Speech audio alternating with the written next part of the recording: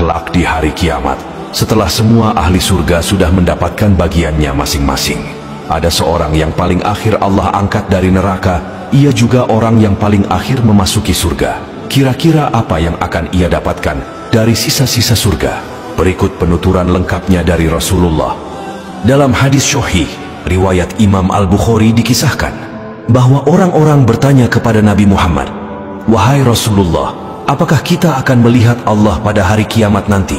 Beliau menjawab, "Apakah kalian dapat membantah bahwa bulan akan nampak jelas pada malam purnama?" Mereka menjawab, "Tidak."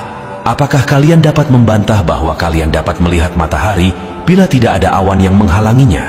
Mereka menjawab, "Tidak." Beliau lantas menjelaskan bahwa kelak para penduduk surga akan dapat melihat keagungan zat Allah secara jelas, layaknya manusia yang saat ini dapat melihat bulan purnama dan matahari. Kemudian Nabi Muhammad melanjutkan penjelasannya bahwa manusia akan dikumpulkan pada hari kiamat di suatu tempat. Lalu Allah Subhanahu wa Ta'ala berfirman, "Barang siapa menyembah sesuatu di dunia, maka ia akan mengikuti apa yang ia sembah. Maka di antara manusia ada yang mengikuti matahari, di antara mereka ada yang mengikuti bulan atau bentuk sesembahan-sesembahan lainnya. Kemudian tinggallah umat Nabi Muhammad yang di antaranya ada kaum mukminin dan ada pula kaum munafikin. Mereka berkata, 'Inilah tempat kedudukan kami hingga datang Tuhan kami. Apabila Tuhan kami telah datang, pasti kami mengenalnya.' Maka Allah berfirman, 'Akulah Tuhan kalian.' Allah kemudian memanggil mereka, lalu dibentangkanlah jembatan di atas neraka Jahannam. Rasulullah menyampaikan bahwa beliau adalah orang yang pertama berhasil melewatinya di antara para rasul bersama umatnya.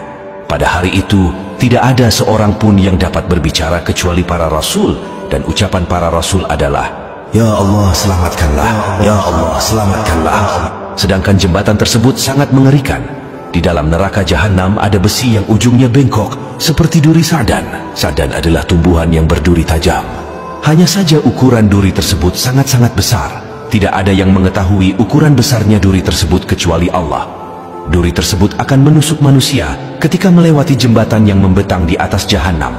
Duri itu menusuk berdasarkan amal-amal mereka. Di antara mereka ada yang dikoyak-koyak hingga binasa disebabkan amalnya. Ada juga yang dipotong-potong dan kemudian selamat melewatinya. Dari situlah babak awal kehidupan abadi manusia dimulai. Bagi mereka yang selamat melewati jembatan, mereka akan memasuki kenikmatan abadi, yaitu surga. Begitu pula sebaliknya bagi mereka yang tidak mampu melewati jembatan tersebut, maka neraka tempat kembalinya. Hingga apabila Allah berkehendak memberikan rahmat dan sayangnya bagi siapa saja yang dikehendakinya dari penghuni neraka, maka Allah akan memerintahkan malaikat untuk mengeluarkan siapa saja yang pernah menyembah Allah sewaktu di dunia. Mereka dikenal berdasarkan tanda bekas sujud ketika sholat di dunia. Dan Allah telah mengharamkan kepada neraka untuk membakar anggota tubuh yang pernah dijadikan sujud kepada Allah sewaktu di dunia. Lalu keluarlah mereka dari neraka, maka mereka keluar dalam keadaan sudah hangus terbakar. Lalu mereka disiram dengan air kehidupan. Kemudian jadilah mereka tumbuh seperti tumbuhnya benih di tepian aliran sungai. Setelah hampir semua manusia yang pernah sujud sewaktu di dunia, Allah angkat dari neraka dan dimasukkan ke surga. Maka tinggal hanya seorang yang berada antara surga dan neraka. Dia adalah orang terakhir yang memasuki surga setelah melewati siksa neraka. Dia sedang menghadapkan wajahnya ke neraka seraya berkata, "Ya Tuhanku, palingkanlah wajahku dari neraka. Sungguh anginnya neraka telah meracuni aku, dan baranya telah memanggang aku." Lalu Allah bertanya, seandainya dikabulkan permohonannya, apakah ia tidak akan meminta yang lain lagi? Orang itu menjawab tidak. Maka Allah membuat perjanjian dengan orang tersebut sesuai dengan apa yang diucapkannya. Kemudian Allah memalingkan wajah orang tersebut dari neraka. Maka ketika wajahnya dihadapkan kepada surga, dia melihat taman-taman dan keindahan surga, lalu terdiam dan tertegun. Orang tersebut seolah telah lupa dengan perjanjian sebelumnya. Ia kembali memohon kepada Allah, "Ya Tuhanku, dekatkan aku ke pintu surga." Allah Azza wa Jalla berfirman, "Bukankah kamu telah berjanji dan mengikat perjanjian untuk tidak meminta sesuatu setelah permintaan kamu sebelumnya?" Orang itu menjawab, "Ya Rabbi, aku tidak mau menjadi makhlukmu yang paling celaka." Allah kembali bertanya, "Apakah jika telah diberikan permintaanmu sekarang ini, nantinya kamu tidak akan meminta yang lain lagi?"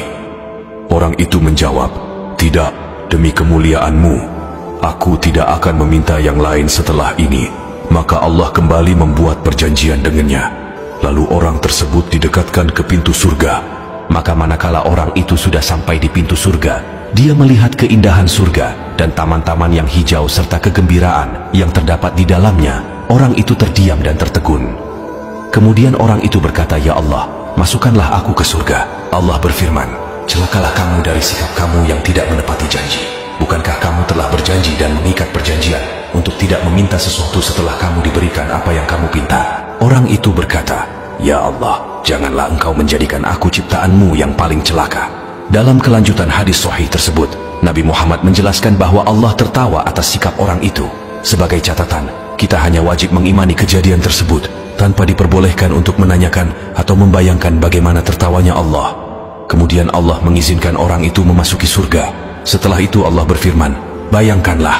Lalu orang itu membayangkan tentang kenikmatan surga yang akan ia peroleh. Hingga setelah selesai apa yang ia bayangkan, Allah berfirman kepadanya, "Ini semua untukmu dan dilipat gandakan 10 macam yang serupa dengannya." Dalam hadis lain, Imam Muslim meriwayatkan bahwa orang yang kedudukan surganya paling rendah akan diberikan kekayaan layaknya kekayaan para raja di dunia. Kemudian ditambahkan 5 kali yang serupa dan dilipat gandakan kembali 10 kali lipat.